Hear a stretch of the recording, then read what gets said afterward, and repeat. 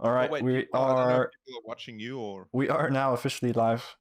Oh, Oh, Welcome everybody. hello there. We hi. finally have a name for the podcast on the second episode. It's now officially the IndieCision Cast. IndieCision Cast, yeah. Wonderful. I love it. But yeah, welcome guys. We're going to be taking a look at a game that is coming out very soon called Heartless Dark. Who's actually the developer for the game is our good friend Roarke, who is joining us in the chat this evening. And we've got Sam and Bjorn in the background as well. Hello. And we're going to be just having a fun time checking out the game, chatting about a bit about development process and what goes into making a game such as this one. So yeah, we're also going to be giving away some keys for the beta build. So yeah, stay in the chat. We're going to be doing that. But yeah, maybe Roarke, you can kick us off and just kind of introduce your game. Tell us a bit about it. Yeah, well, hi everyone. I'm Roarke, and this is Heartless Dark. It's basically a project that I decided to start working on when I skipped a tutorial because I've played the game. It's a project I started working on when live music became a lot less viable. So I thought I'm gonna jump into game development. I've been a hobbyist for a while, and I'm gonna make a project that will take a few months to make, and then just put it up on Steam, and then by then the pandemic will be over and I'll play music again. And here I am, like over a year later. It's about to come out in October, but yeah, it's ballooned into a huge thing, which the first major project always does. But it's essentially, I'll jump in with a default character that the game was built around. It's essentially a roguelike where you have one light. And this is in beta, so it does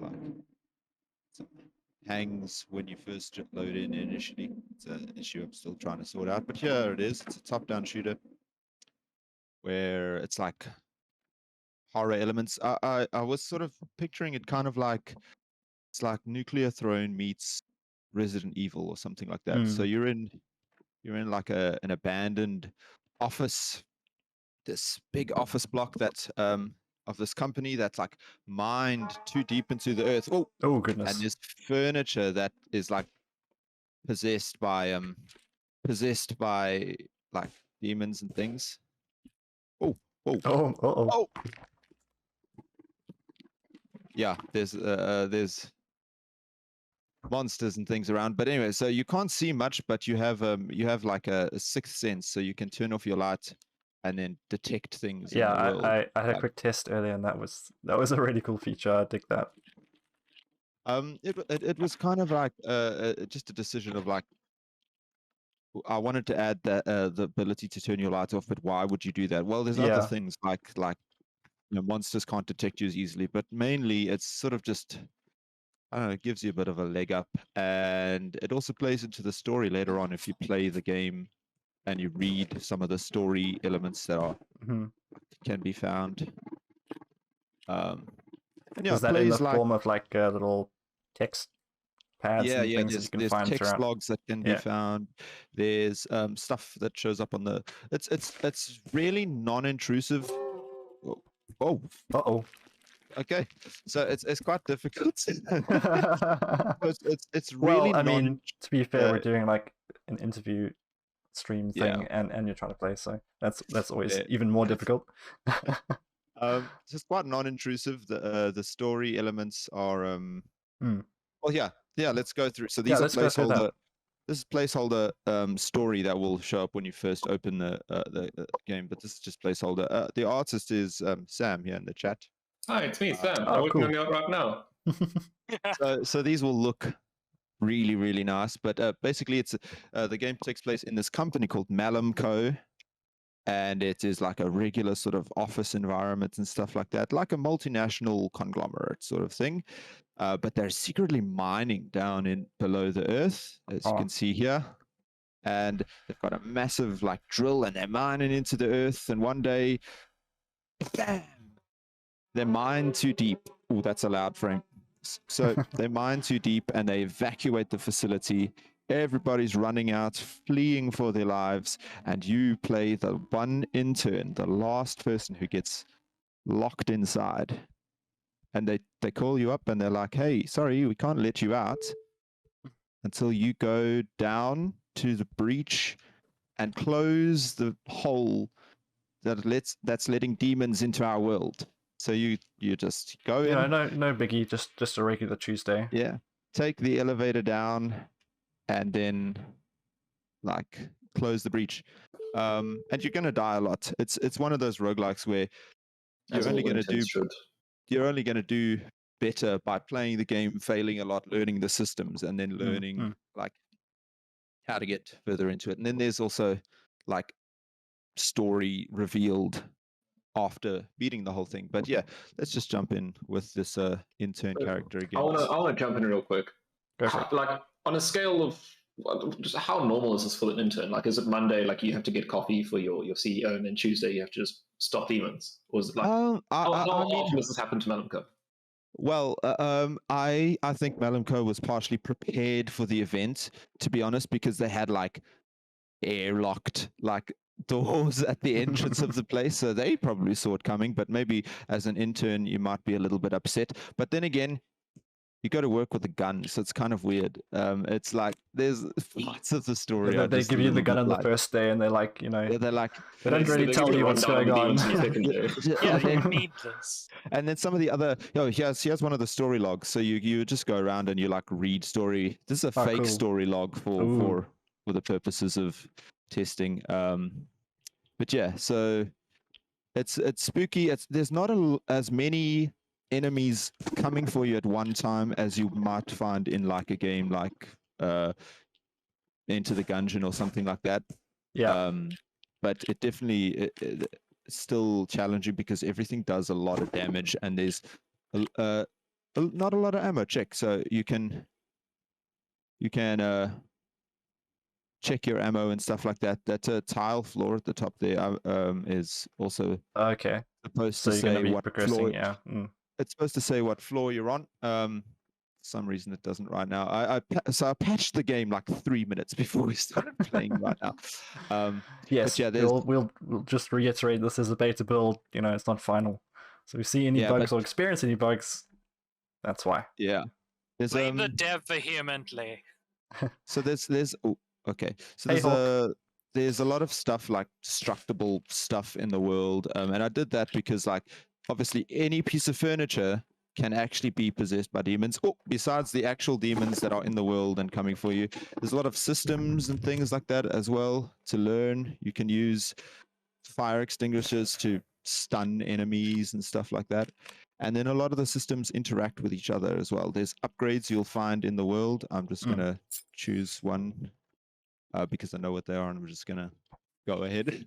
But it's really, I wouldn't say the upgrades make as much of a difference as in a game like Binding of Isaac or something. Yeah. It's the game really comes down to your knowledge of systems and stuff. Like so what type things of like that. What type of things can you get as upgrades?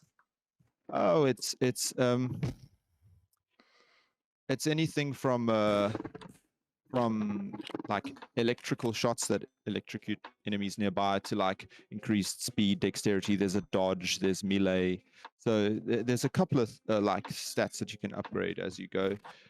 So a lot of the stuff is just like giving you ammo because you run out of ammo a lot in the game. So yeah. There would be story here on the side next to this, but I forgot to build the localization for this particular patch, so it hasn't actually pulled from. I have a little spreadsheet with all my like story elements and stuff, and it hasn't actually pulled that through. But anyway, okay, well that's fine. Beta, it's fun. But it'll be patched in by the time anybody who's getting keys playing it'll be in. So I mean, yeah. Cool. The story, I've tried to keep it quite non-intrusive, so it's really I like that. option, like you can come and read these things if you want to. There's like Steam achievements for having read stuff if you're interested in finding out. I actually really like that style because I've been playing like quite a bit of GTFO, and it also does like similar. Yeah, no, I definitely optional story, but the story that's there is very cool. Yeah. So the other guys in chat, Bjorn and Sam, I'm sure you've had a chance to play the game a little bit. What are your thoughts so far? I want to go first. Yeah, I am in love with the immersion in this game. It feels so. Wearing headphones playing this game, the sound design is absolutely superb. And in all honesty, that was my first time seeing the little intro sequence with all my little drawings in it. That's the renders from Blender.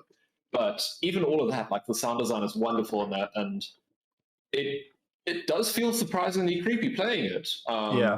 Like absolutely.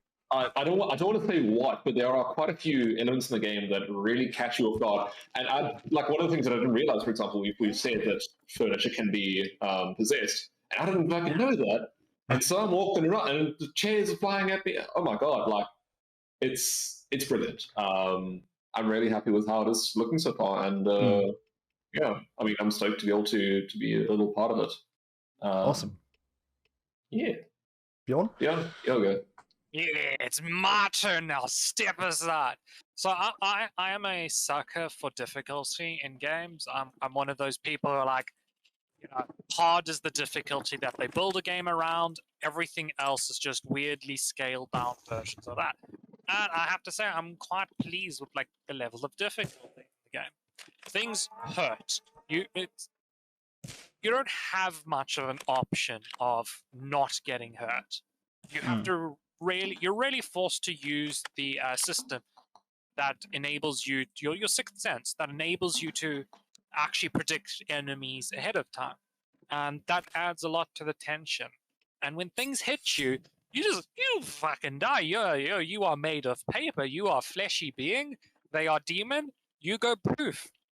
And that really adds to it, especially because the guns feel like it's not like a first-person shooter where your character can reload a gun at the speed of light initially.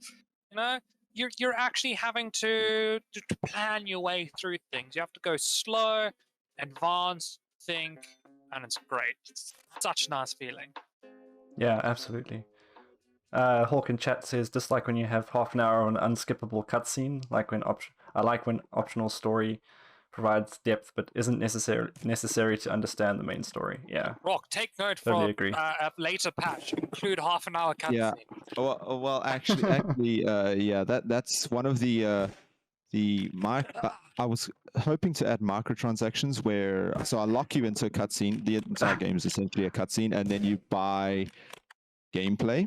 But people have since spoken me out of that. So EA would like to know your location. Sorry, just a start. DLC. I'm playing the game in the background as well, right? Because I'm a good test monkey, and I knew about the possessed furniture.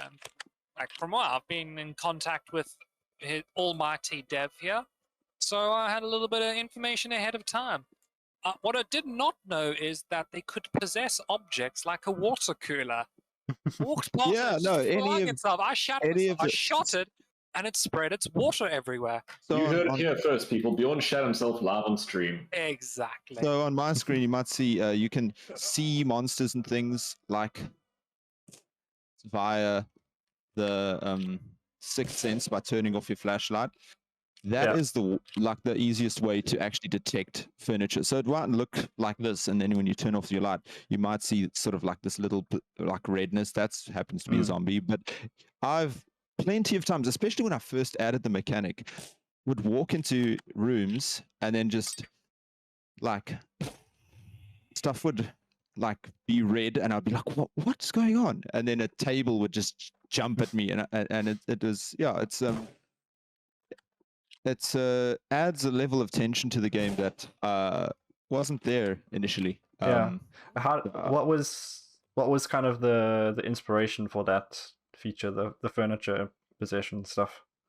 Was it just something you thought up, or did you see it somewhere else? Or I love the way they did it in Prey, but I honestly wasn't thinking about Prey when I came up with it. It was really just I came up with like 10 different enemies. I saw a talk, a GDC talk, like a game development talk about making enemies that are genuinely different from each other.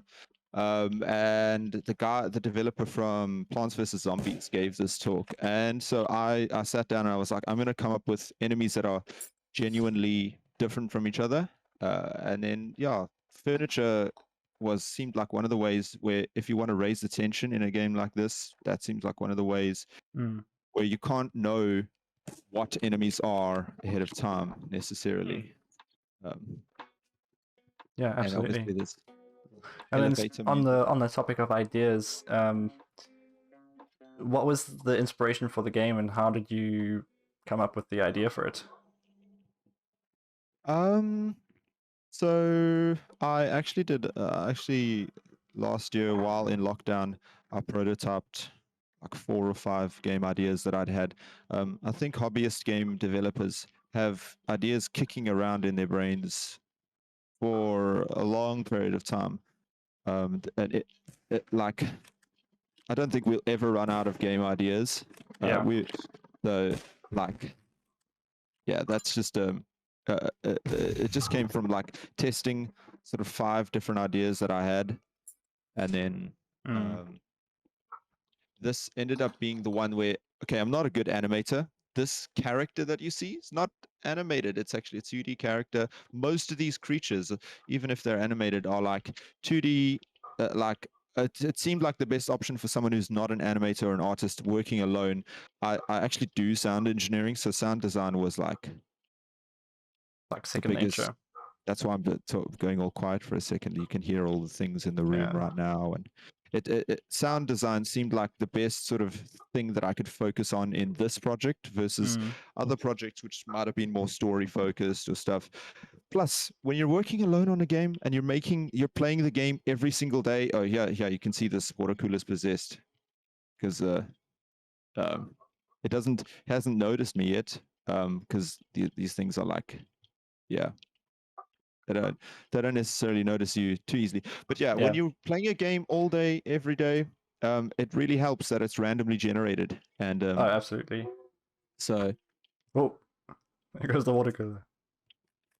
And then there's also other things like the water that this water cooler drops, it makes makes acid like shrink away. It makes like electricity more powerful. I've tried to make systems that sort of interact with each other, which I don't know. It seems like simple. That's like a lot of games do that, but for me, it was a huge learning curve implementing things where you can like, whoa, a lot of stuff in this one room.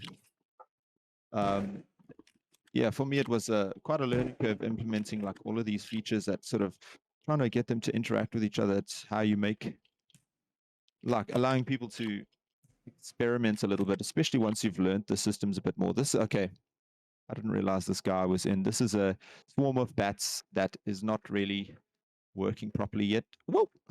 But some bug bats. That's fine. Oh, they seem to be doing something.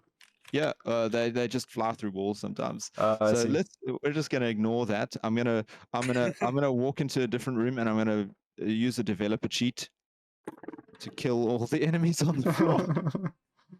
But the game is still going through a lot of balancing. It's if you get a beta key during the stream, the beta is going on until essentially 1st of October, and then the demo comes out on the 1st of October. So hopefully we'll have enough people in chat to give away some keys. If we don't, we'll be giving away some keys on Twitter as well. So okay, cool. I'm just gonna stick the link. Grab a thing here. So then eventually you get down into like the mining sort of area. I've tried to make it feel a little bit different. Still a work in progress, and still got these stupid things. But yeah, it's all good. So maybe just on the topic. So you're launching on Steam, and I know we've had some brief discussion about it, but like, what has that experience been like? Very, very nerve-wracking.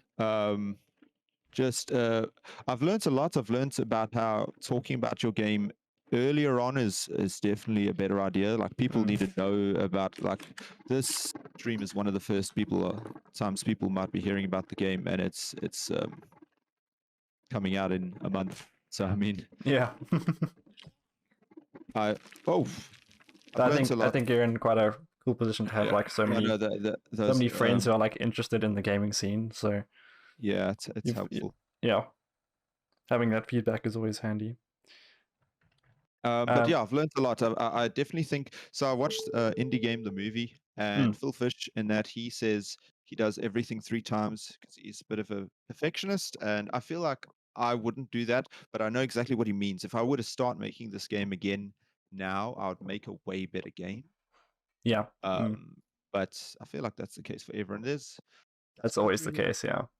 Make some modifiers. There's modifiers in the game, so if you like don't feel like playing the same thing, you can play seeds if you want to speed run, but there's modifiers to like, I don't know, I'm gonna make the game a little easier. Oh, that's cool. I hadn't seen that yet. Or there's also like frequency for like large floors or small floors or destructible supplies. There's all sorts of things to mess around with, and some of this stuff will also be in the demo. So people can mess around with some of these things. So just to clarify, the keys that we're giving away today are for the beta, correct? Yeah, so it's access to the full game. So you could actually beat the game and move on with your life, but it's very difficult to do that. That's definite. I am on my 8th run now today. I was hoping to create, even though it's quite tense, like my girlfriend can't play it for like long periods of time in one go, even though she enjoys it. I was hoping to create something quite tense where the pace of play is slower than a regular roguelike, and most roguelikes are like an empowering type of game. I was hoping to make sort of that's the void. Ooh. Don't touch it; it'll kill you. Yeah, I don't want to touch that. I was hoping to make more of a disempowering experience, whereas most roguelikes are like supposed to make some sort of like empowering gameplay. So what do you mean by empowering? You feel like a god when you get a good run in Dead Cells or in like Isaac or any of those games. They make you feel powerful. Whereas I was hoping to make a game that really makes you not allow you to feel powerful at all. Or at least puts you in a disempowering situation. So this, like, the not being able to see what's going on is a huge step in the direction of disempowering you. And having really minimal ammo and stuff like that. It's what games like Resident Evil and like those survival horror games, they try to do that. And I've not really seen a roguelike that goes in that direction. So that was the main inspiration. I think it's a pretty unique setup that's going on with this game. Sam and Bjorn, do you guys have any questions or? So, is it possible to get a godlike run in this game, where, like, if you find just the right upgrades, like, so there's some combinations in Isaac, for example, that if you find a certain combination of items, then it's pretty much you're unbeatable. Are there combinations like that in the game? Like, do items play off of each other? Yes, the items definitely play off each other, and you could. I'm just worried about this thing here. Don't mind the streaming void. Answer the question, Rob. Answer the questions, or you go in the hole. Into the hole with you. In the hole.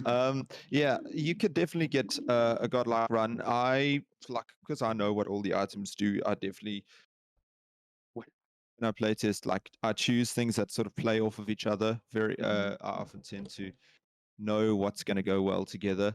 So I suppose if you learned the systems, you could definitely learn that, and there's definitely like different combinations, not just one.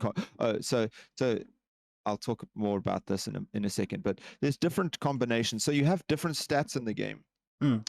And there's different combinations of items that will affect these different stats, and different guns and different like on-hit effects and stuff that'll certain things won't complement each other and certain things will. So I think if you played and learned the systems, you could definitely make a run that was like unlosable. But it's not unlosable, because the thing is, you're going to run out of health, you're going to run out of ammo.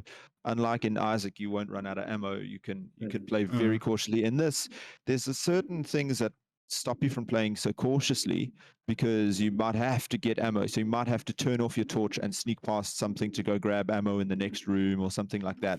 Mm-hmm. So yeah, it's you can get a godlike run, but there's less. Like some of the items, you have to know the items. Some of them don't necessarily complement each other. Oh, and you can also just be killed like that. I am hoping to eliminate like frustrating out of nowhere deaths, but So what was that? Was that a poltergeist possessing the explosive barrel? So it was a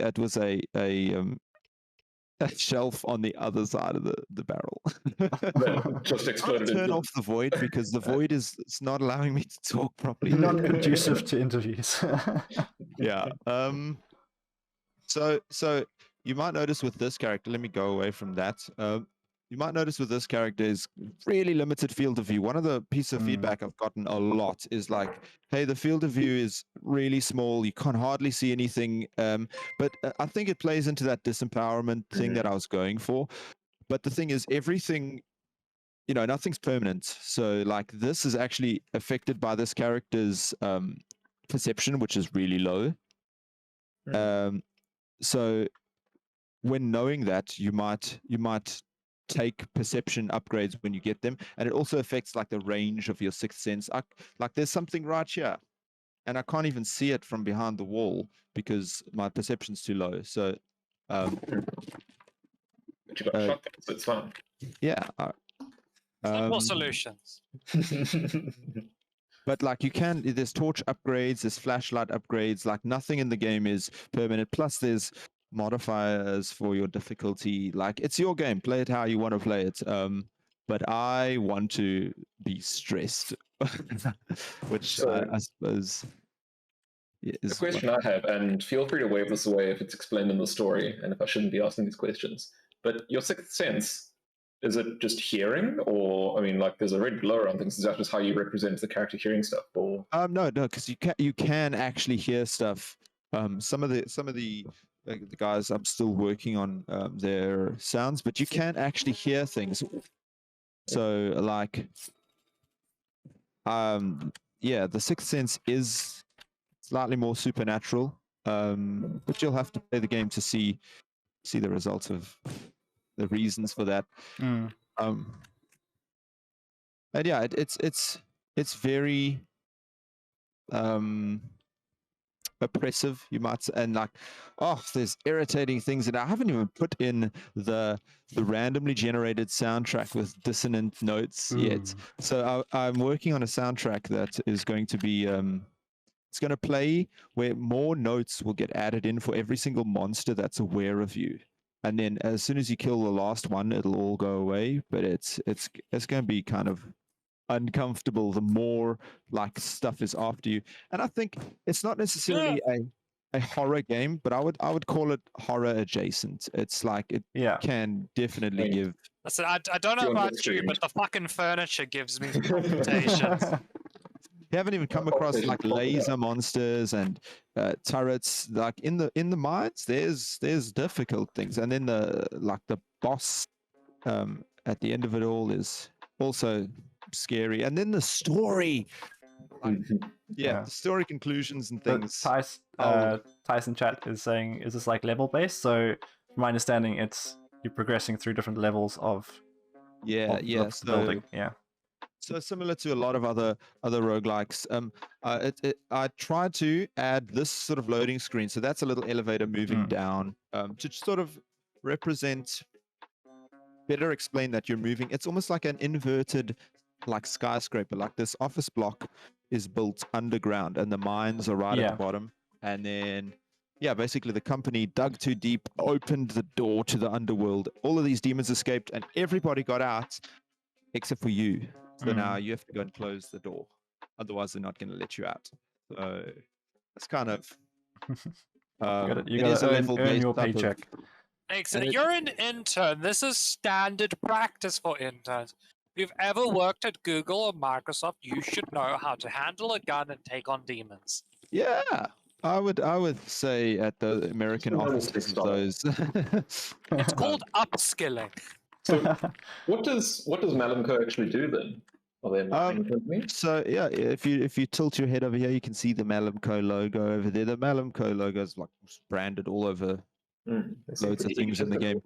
But Malamco, they are basically like a multinational corporation that mine things. They invent technologies. So maybe some of the upgrades that you've gotten are from them, like from their technologies. I haven't really thought about what they actually do. They're just an evil corporation, and it's easy for me to call out like things that Coca-Cola have done and Apple have done and stuff like that. That explains the child minds. Yeah. So. Okay. So this might be backtracking a little bit, but can you go into more like how you made the game oppressive for the player? How you make people feel bad, but for good reasons? It mainly comes down to this sort of field of view. Good game design is essentially like more information is always what you want, and I've just discarded that entirely. Like you don't have, even when you're checking your inventory, like your torch goes down like this, like you can hardly, you're sort of checking your gear and stuff like that. There's not a lot of you have to take it slow and think about things, and yeah, it's I don't know, the oppressiveness mainly comes from the soundscape and the lack of sight. Sometimes it comes from the controls, like it's not one-to-one movement, like following the mouse. It plays like a regular top-down shooter, like you look towards the mouse, WSAD to move and stuff. There's also controller support, but it's not like snapping to the mouse. So that sort of lack of control, which is something that like games like Resident Evil have done for years. Like even in the new modern games, like it's not limited by technology. They purposely limit your ability to and even like control things, see things. Silent Hill did a really good job at that as well. Yeah, so that's kind of what I tried to go for. But like I said, everything is a base starting point. So your dexterity influences like how fast you can turn and stuff like that. So you could play a randomized character with random stats that can do everything amazingly, and then you'll have like a godlike run, and that's nice for you. Well, nice. It's cool because like it's possible. But yeah, it's I don't know. I don't want to say the cliche of like not gonna hold your hand, but like I don't know. It just Listen. I picked up the ricochet upgrade for my pistol, shot a wall, and it immediately bounced back at my head. yes, Not gonna yes. hold your hand is a really good way to phrase that. Yeah. So yeah, bullets hurt you. Grenades, your own grenades will hurt you. I could stun myself. I have flashbangs now, so I could just like stun myself. There's a lot of aggressive things in the game. Spider webs to slow you down. Oh, I hope people aren't afraid of spiders because I'm gonna try and make it slightly further in this run. I am slightly afraid of spiders, Okay. but it's okay. There'll probably be spiders somewhere. Oh, okay. There we go. Spiders will completely ignore you if you don't bother their web. But if you get too close, they'll poison you, which is probably the worst damage in the game. So kind of like how the Minecraft spiders work. Oh shit! And then you get that. So sometimes My word. I'm very dead. Sometimes the That game was yeah. the not being able to see what's going on. I'm thinking of adding upgrades where you can detect something out of your line of sight before it gets close. Like if your perception is high enough, Yeah. the sixth sense can actually take place in all of your like off vision. Like I'm thinking about that, but for now it's not in because I haven't gotten the right feedback. Like, is the game oppressive enough? Not that I want the player to have a bad time, because the thing is, winning feels great, and finding the right upgrade that you needed, or finding a critical box of ammo feels great, or like outsmarting a zombie and getting him to follow you into a puddle of acid feels great. But yeah, the game doesn't like empower you from the get-go. Yeah. There's a lot of these because these are just the first floor enemies. But you know what I'm going to do? I'm going to go to the mines. I'm going to just use my dev cheats, which is kill all, teleport to exit. I actually plan to put dev cheats in the game, like in the options. I'm so much on the side of like, it's your game. By the time you get it, play it however you want to play it. So there's going to be a lot of options for playing the game the way cool. you want to play the game. So I'm going to turn off wall clipping if that's what you want to do. You can just walk through the walls and shoot enemies from behind the walls. But obviously, like achievements and things are disabled when that happens. But like, Yes. still, it's it's just a philosophy of like, this is your thing. Play it how you want to play it. I grew up on games like Battlefield 2, where you could like customize what map you're on, what things would spawn on the map, and how many enemies and whatever. And yeah, it's, I don't know. No, I agree with that philosophy for sure. I definitely feel like a certain element. It's not necessarily to say it's sandbox, but it's like, this is your toy. Play with it, you know? Might not always have an easy time with it, like, but All right. So on the note of giveaways and things, I think what we're gonna do is Hawk, Meheble, and Tice. You guys can get keys because you guys have been hanging out in chat, and then we'll save some keys for doing a Twitter giveaway, and then we'll also be streaming in October for Next Fest on Steam, and we'll do another giveaway then. I think that's how we'll do it. Yeah, that'll be fun. Cool. So, last question: what was the biggest challenge you faced during your development process? Just sort of sticking with it, I suppose.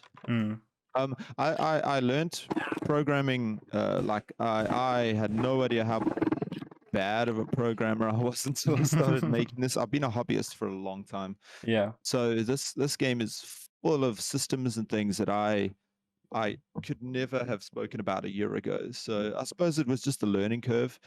But obviously everything's a learning curve. So I would say the toughest part was just staying with it. I stuck with it for a long time, and yeah, it's I'm starting to get it into a place where I'm very happy with it. But that's looking really cool. Yeah.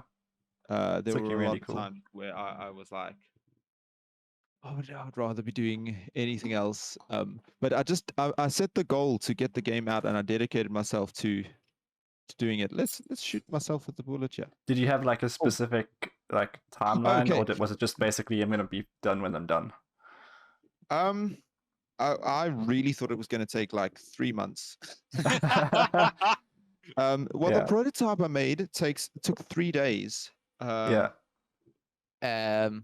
yeah, there is a like bare bones, like blocky prototype which I'm thinking of putting into this as a mini game. There is Oh a my god! I That would actually be dope. remember. I think I managed to play a very Yeah, early version of there it. is a bare bones prototype of this game that took me 3 days. So I really thought, okay, I'm gonna make a like a game just to put up on Steam as some sort of like something for the portfolio, some sort of passive income alternative to like until work goes back to normal. Yeah. And it's taken me a year, but it's really because I didn't want to put like something I'm not going to be proud of up. Mm. And then after that, I'm also like really excited to be really like engaged with the community and stuff like that. So I don't plan to be done just because I've worked on the game for so long. I don't plan to be done now that it comes out. The biggest challenge was definitely sticking to my goal of getting something out, which didn't take 3 months. It's taken just over a year. Nice. Sam and Bjorn, final thoughts? I mean, I'm so excited to. Haha, I'm speaking first. I'm so excited to see where this goes. I love me some roguelikes. Like they're my heroine, especially ones that can just be played like quickly. Like, oh Yeah. no, I need to take a break from work. Let me do a run of something. May have a heart attack. Let me have a. I love heart attacks. They're so much fun. So yeah, I like things that I can, play quickly, pick up, play, do a few runs of either win it and be like, yeah, got me some serotonin for the day, or lose and be like, I'll get it next time. Yeah, I'm pretty keen. I think it's gonna fill a nice little niche in my life that I'm very, very excited for, and I'm keen to see what comes from it. From what you've said, yeah, there looks like you've got a bunch of cool content planned. What a good place to go back to the menu and finish our conversation. Absolutely. Sam? I think the main thing that I'm very keen for with this game is you were mentioning the community there, and I'm very keen to see like theories that people come up with, and like poking around at the lore, because I mean, we've obviously talked quite a bit, so my opinion is probably pretty biased. But even still, I am very keen for all the little hints that you've dropped in the game and points, and there's a lot to unpack. I'm very keen to see what people think of it and what theories they have. And the story plays in this, but there is quite a lot to unpack and find. Obviously, I didn't show it here, but yeah, sneaky. But yeah, I mean, I think it's really cool. It's a really interesting setting, and it's very immersive. That's a wonderful part of it for me. So absolutely. If you want a creepy game with fantastic sound design and creepy chairs, then take this. Heartless Dark. Cool. Well, thank you guys so much for being here. It's been really cool chatting about the game. Yeah, thanks for having us. Absolutely. So Hawk, Tice, Meheble, and Kuni, you guys will get keys for the games. And then we'll be doing more giveaways on Twitter, so make sure you guys follow us over there. We'll put a link in chat right now. And yeah, thank you to Roarke for giving us the opportunity to have a look at Heartless Dark. Yeah. Well, thanks very much for sitting down and chatting with me about it. No problem. It's fun to finally really show people what's sort of been a very personal thing for such a long time. Like not personal, but like very like in my own head, just with me in the game for such a long time. It's nice to get it out and show people and talk about it a bit. Absolutely.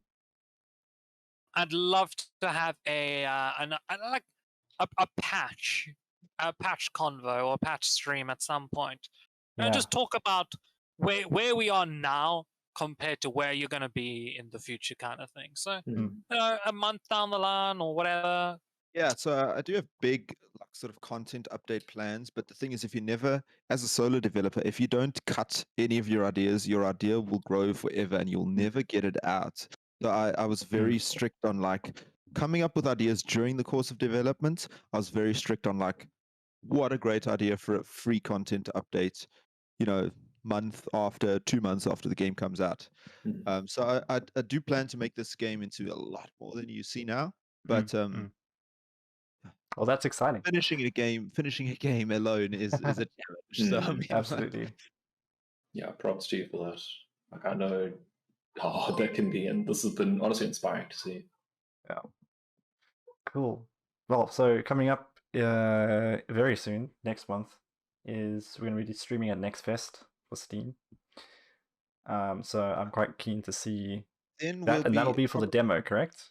Yeah, so we'll be I'll be playing the actual game, but the demo will be available to play, and I think we'll do a couple of giveaways of the actual the full Steam keys for the full release of the game then, because at the moment these are beta keys, but the game comes out on the 14th, so the next fest is on the 1st of October, and on the 14th the full game is out. So I think it would be cool to give away full-on keys that will then be activated when the game becomes available.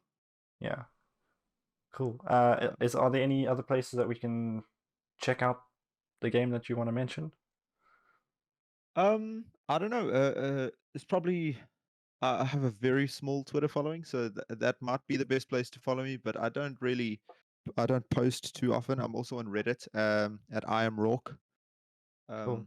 I'm sure there's like a link somewhere of Yeah, no, I'll put out links to everything because I'm gonna upload this on YouTube as well, so I'll make sure links are available. So yeah, I have Reddit and Twitter, and Reddit's probably better, but I mean, you can't follow me specifically, like I post all over. But yeah, cool. Yeah, Twitter and Reddit, and thanks for all the support. Yeah, no problem. I love doing this stuff, so it's a lot of fun. Cool. Thank you, everyone. Thank you, chat, for hanging out. Yeah, thanks, guys. And yeah, we'll see you guys soon. Next time on IndieCision. Yeah, we're gonna have to have like a little bad outro now. We're gonna have to have like a little badly made outro or something. All right, we'll see you guys next time. Later. Bye. Bye.